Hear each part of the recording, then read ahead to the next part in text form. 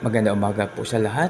Welcome po kayo sa ating gawain. Dito na po tayo sa Santiago 5.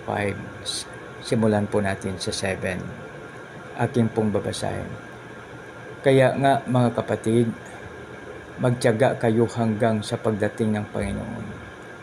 Tingnan ninyo ang magsasaka, buong tiyaga niyang hinihintay ang mahalagang ani sa kanyang bukirin at inaabangan ang pagdating ng tag-ulan.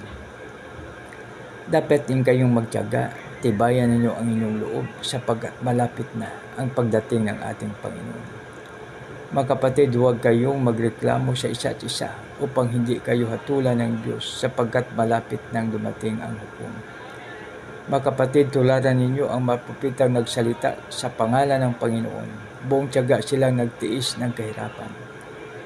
Sinabi nating pinagpala ang mga nagtiyaga at nagtitiis. Narinig na ninyo ang tungkol sa pagtitiis ni Job at inggawa sa kanya ng Panginoon sa bandang huli. Talagang napakabuti at tunay na mahabagin ang Panginoon. Sa 12 po, ngunit higit sa lahat mga kapatid, huwag kayong manunumpa. Huwag ninyong sabing, saksi ko ang langit o ang lupa o ang ano paman. Sapagkat nang sabihin ninyo, oo, kung oo at hindi kung hindi, upang hindi kayo hatulan ng Diyos. Purinawa ang Diyos sa pagbasa ng kanyang salita. Tayo manalangin.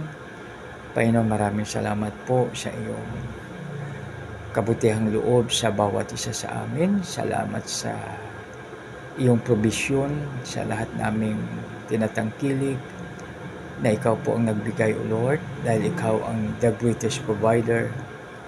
At sa lahat-lahat, O Lord, Panginoon, maraming salamat sa magandang umaga na ibinigay mo sa amin.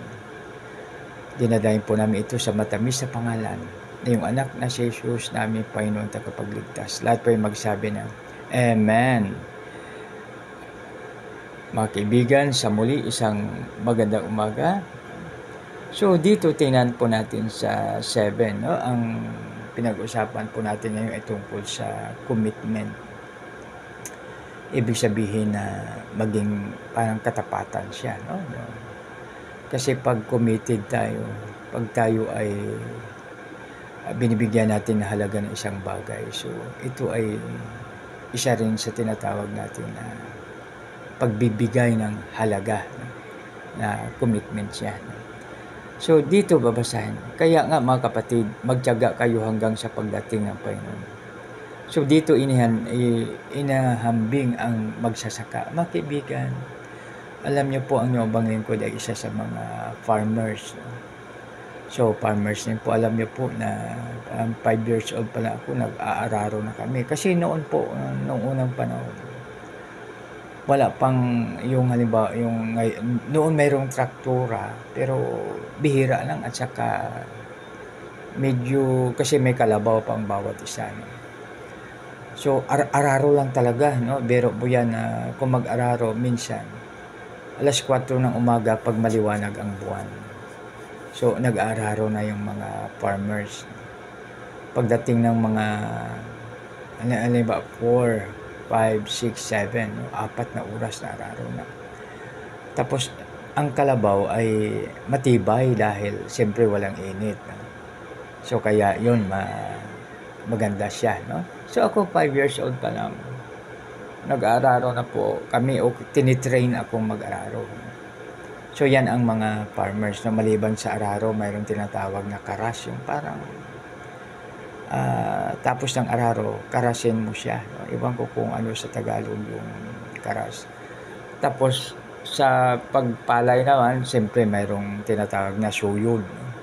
Tapos mayroong panghabay, no? So sa daming mga terms ng farmers. So, alam niyo po, totoo na ang farmers matyagang naghintay ng una-una yung tag-ulan. Kasi mayroong tinatawag na farm na tawag ay patupa. Ibig sabihin na nakadepende po sa tag-ulan. So, pag wala pa kasi nung irrigation noon, no? At kahit ngayon, hindi pa kompleto ang irrigation.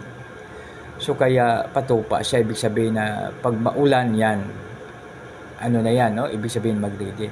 So, ang mga farmers, nagtatyaga yan na maghintay ng tag-ulan. No? Tingnan ninyo ang magsasaka, buong tiyaga niyang hinihintay ang mahalagang ani ng kanyang bukirin. Yan, siyempre. No? So yan, alam niyo po ba na yung aking tito, everyday yan, umiikot every morning. No? Tinitingnan kung may kulisak ba, kung may tinitingnan yung kalagayan ng palay.